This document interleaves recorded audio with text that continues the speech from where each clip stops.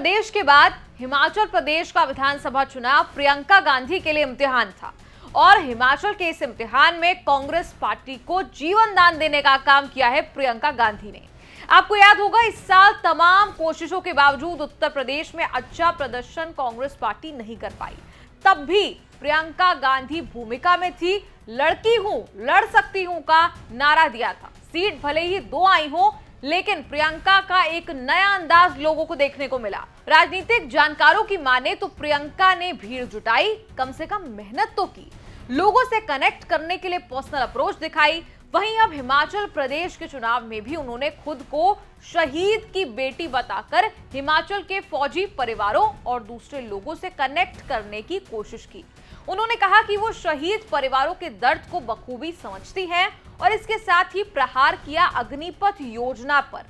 हिमाचल में रैलियों में कांग्रेस पार्टी का प्रचार किया और कह दिया कि सत्ता में आने पर इस योजना को बंद कर देंगे। ये वही स्कीम है जिसके लॉन्च होते ही देश में आप जानते हैं किस तरह का विरोध शुरू हो गया था। हिमाचल में भी वो विरोध हुआ। वहीं वोटरों को लुभाने के लिए प्रियंका ने ये मुद्दा हथिया लिया। कहा कि हिमाचल के युवा बड़ी संख्या में आर्मी में भर्ती होते हैं, लेकिन मोदी सरकार फौज में भर्ती के लिए अग्निवीर योजना ले आई। इस योजना के तहत फौज में भर्ती होने वाले हिमाचली युवा 4 साल की नौकरी के बाद बेरोजगार होकर घर लौट आएंगे। उसके बाद ये युवा क्या चपरासी बनेंगे? ये कहकर प्रियंका गांधी ने कहीं ना कहीं हिमाचल की वो नब्ज पकड़ ली जो युवा चाह रहे थे कि कोई तो सुन ले। 1 रैंक 1 पेंशन ये तो नहीं हो सकता, मगर अग्निवीर स्कीम हो सकती है। अग्निवीर स्कीम हो सकती है जिससे सेना को ठेके पे दिया जा रहा है। आप अपने बेटों को सरहद पे भेजेंगे ताकि 4 साल बाद वो आके किसी ऑफिस में कोई कर्मचारी की तरह काम करेंगे। क्या यह है आपके मन में कि आप सोचते हैं कि जाएंगे सरहद पे, देश की रखवाली करेंगे और पूरे जीवन फिर देश उनकी रखवाली भी करेगा?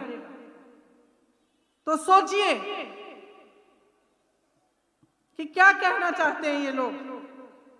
आपको ना रैंक पेंशन देना चाहते हैं, ना रोजगार देना चाहते हैं, ना महंगाई कम करना चाहते हैं, कुछ नहीं करना चाहते अपने लिए।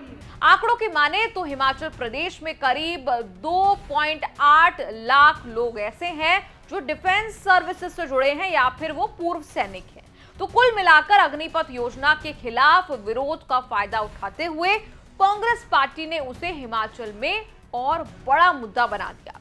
और इस मुद्दे का बड़ा बनने से मतलब इसलिए है क्योंकि हिमाचल प्रदेश से बड़ी संख्या में युवा सेना में भर्ती के लिए जाते हैं और अग्निवीर योजना की वजह से 4 साल की नौकरी के बाद युवा अपने भविष्य को लेकर कहीं ना कहीं चिंतित हो गए थे। कांग्रेस के हरीश रावत ने भी कहा कि अग्निपथ योजना के फैसले के बाद एक्स सर्विसमैन जो कि पहले बीजेपी के साथ खड़ा नजर आता था, वो एक बार फिर से लौटकर कांग्रेस के साथ आ गया है। हरीश रावत ने कहा कि जब बेरोजगारी के बीच अग्निवीर योजना आई तो इससे पीएम की छवि को बड़ा नुकसान हुआ। इस योजना से हिमाचल और हिमालयी क्षेत्र के लोगों को लगा कि ये स्कीम उनके खिलाफ है और उन्होंने बीजेपी के खिलाफ वोट किया। अब दूसरे फैक्टर पर आते हैं। ओल्ड पेंशन स्कीम की बहाली की मांग को लेकर आप जानते हैं कि हिमाचल प्रदेश में सरकारी कर्मचारी नवंबर से भूख हड़ताल पर बैठे थे, नाराज थे। चुनाव से पहले कई राज्यों में प्रदर्शन हुए, लेकिन कांग्रेस आई और भांप लिया भाजपा के खिलाफ कौन से मुद्दे चल सकते हैं। वादा कर दिया कि अगर राज्य में उनकी सरकार बनती है तो वो पुरानी पेंशन स्कीम को लागू करेंगे। ओल्ड पेंशन स्कीम पर बात को जब बिगड़ता हुआ देखा जयराम ठाकुर ने, मुख्यमंत्री, उन्होंने एक कमेटी का गठन किया, घोषणा की, लेकिन ऐन मौके पर किया हुआ वादा मतदाताओं का भरोसा नहीं जीत सका। यहाँ इस ओल्ड पेंशन स्कीम की अहमियत इसलिए है क्योंकि हिमाचल में करीब 4 लाख सरकारी कर्मचारी हैं और बड़ी संख्या में पेंशनधारी भी हैं और पूरे चुनाव में ओल्ड पेंशन स्कीम मुद्दा बना रहा। कुल मिलाकर ये तमाम वादे कांग्रेस ने किए। पुरानी पेंशन स्कीम को फिर से बहाल करने की बात कही, 300 यूनिट बिजली मुफ्त, युवाओं को रोजगार, महिलाओं को हर महीने 1500 रुपए, पशुपालकों से 2 रुपए किलो की दर पर गोबर खरीदने, हर दिन 10 लीटर दूध खरीदने जैसी योजनाओं को घोषणा पत्र में शामिल कर लिया। और एक सबसे बड़ा वादा भी कर दिया कि 1 लाख युवाओं को रोजगार देंगे। और प्रियंका गांधी इन वादों का चेहरा बनी। पार्टी ने भी पोस्टर, बैनर सब पर प्रियंका गांधी की बड़ी बड़ी तस्वीरें लगा दी।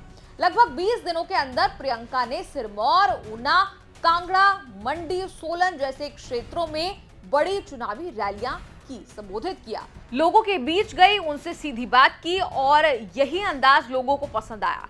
हिमाचल की जीत के साथ अब कहा जा रहा है कि इस जीत ने कांग्रेस को कहीं ना कहीं ऑक्सीजन दे दी और युवाओं ने अपने दिल में प्रियंका गांधी को जगह दे दी। आपको क्या लगता है कि प्रियंका गांधी को जगह मिल गई है उनके दिल में या नहीं?